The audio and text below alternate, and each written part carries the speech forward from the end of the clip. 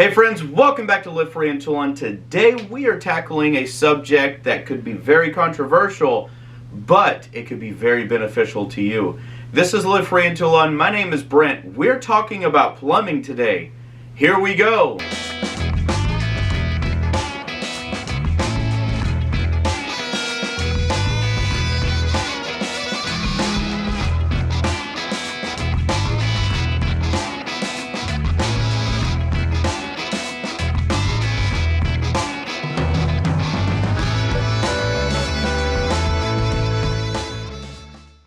So in the world of plumbing, technology has came a long way, at least since I started over 20 years ago in the field of plant engineering, building engineering, steam engineering, all that great stuff. And I've done a ton of plumbing, which means I have a lot of experience with all three of the devices right in front of you.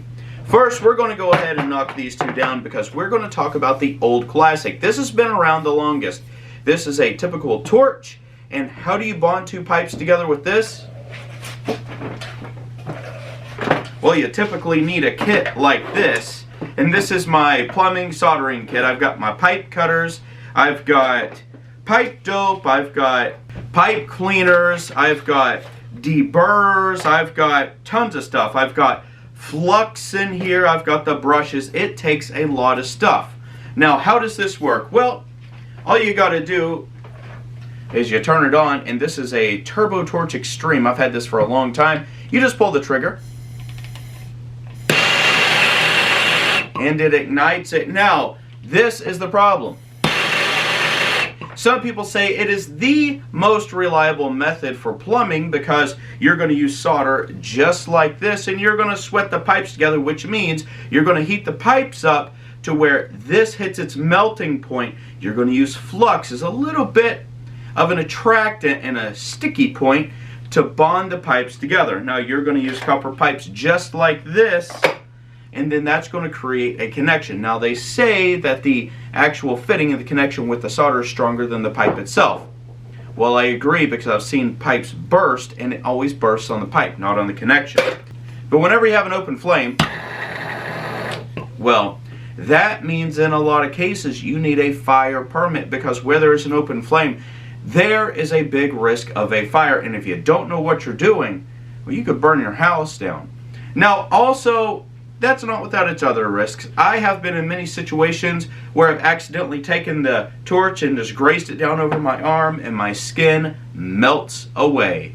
Now, I've been wearing gloves, but I put it down a different part of my arm. So, now everyone's done that. If you've been a plumber or you've done a lot of plumbing, you've used torches before. Even mechanics will tell you if they're heating up a bolt to expand it, to loosen it up so they can impact it off, well, they've probably done that too because they're in a rush. They're trying to get things done. They're in a confined space. You just can't move. There is a lot of risk.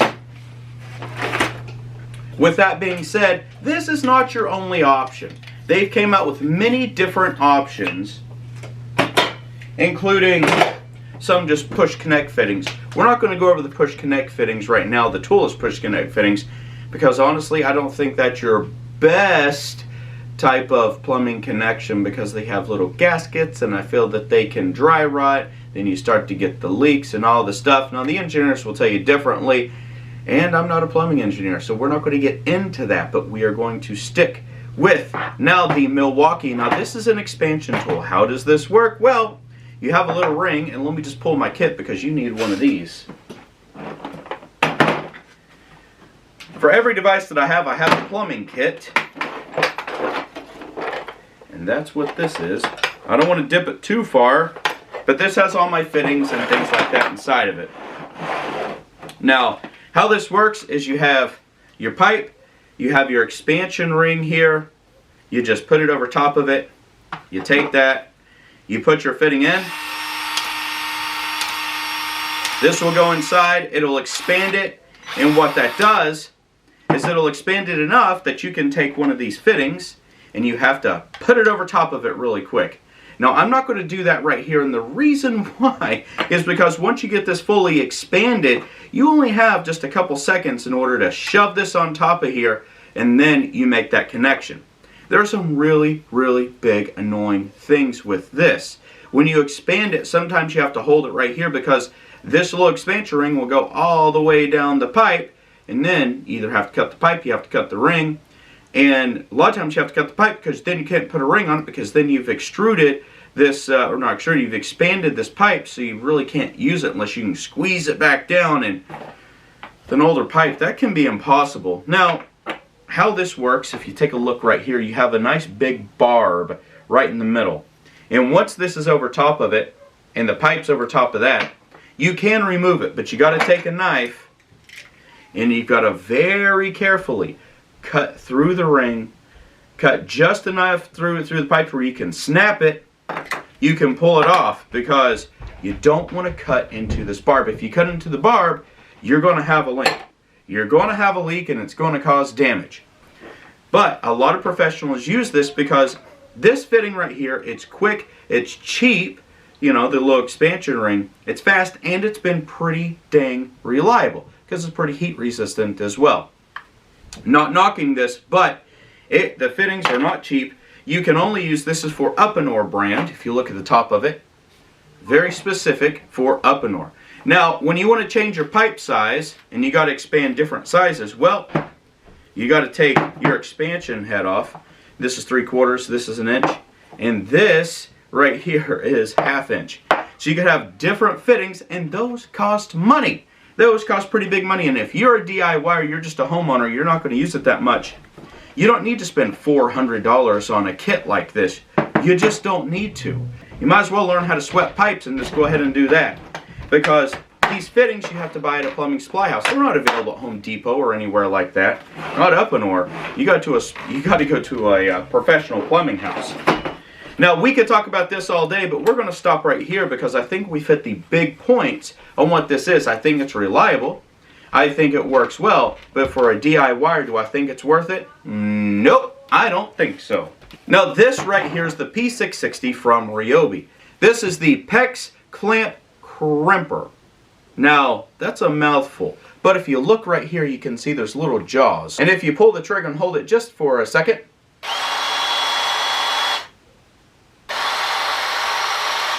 well, it does all the work for you. Now, what does that do? Let's pull our kit back over again. This is another kit that I have here. And this is just for all of my PEX, I guess, crimpers. Now, this is the type of ring that you put around. Can you see that? Really good? Hopefully it's zoomed in. And you have this little bitty ear right there. And you put this over top of it just like so. And then you press the button, it squeezes it, and how that works is you take your pipe, let's see here, we'll take this, we'll put this over top of it just like that. And you got to make sure you leave like a 1/16 out there. You push that in just like so. Now watch this, this is going to be so easy. Make sure you got the proper distance on there, you see that? You put this inside, squeeze it,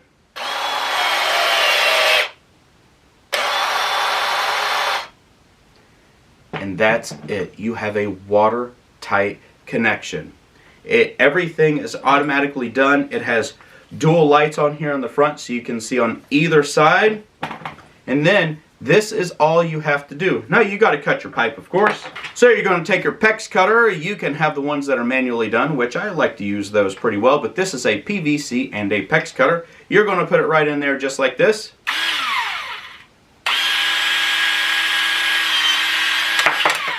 That's going to cut it. That's all you need to cut it. And then you're going to take this ring right here. You're going to put it over top of it just like so. Then you're going to take your fitting, you're going to put that in there, just like so. Put that over top, hold it tight.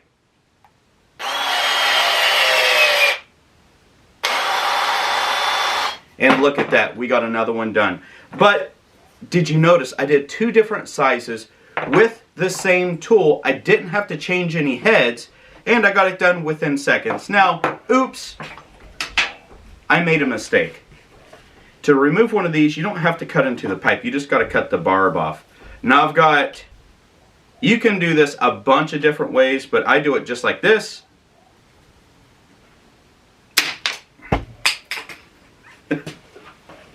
So I cut the fitting, a little bit of dramatic form there, and then all I do, because I just cut that little piece off right there, I slide it off just like this, and then all I do is I just pull it out.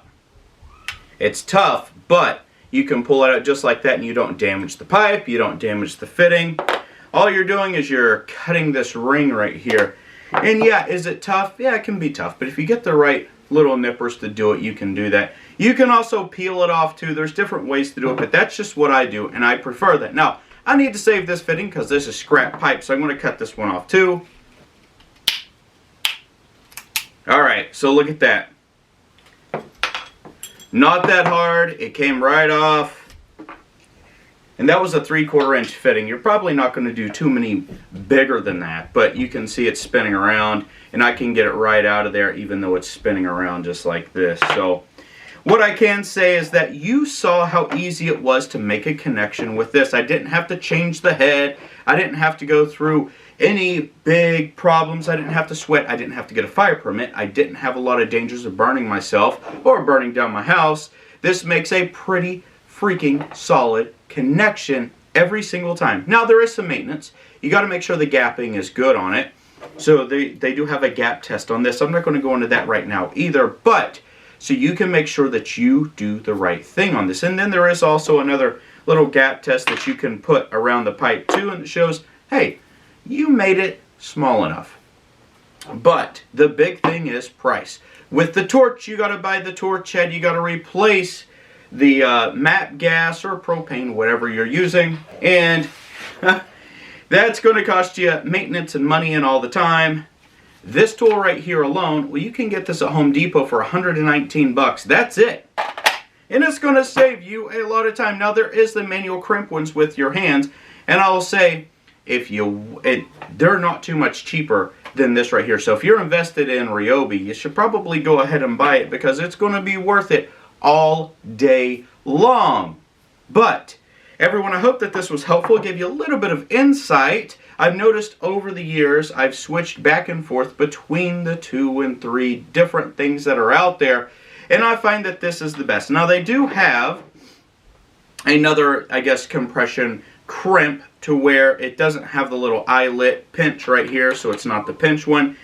I don't recommend that one. The reason why is because you got to keep switching out the head, and it has the same rating as these right here. Now, every single little ring right here, little crimp ring, let's see if I can show you that right there.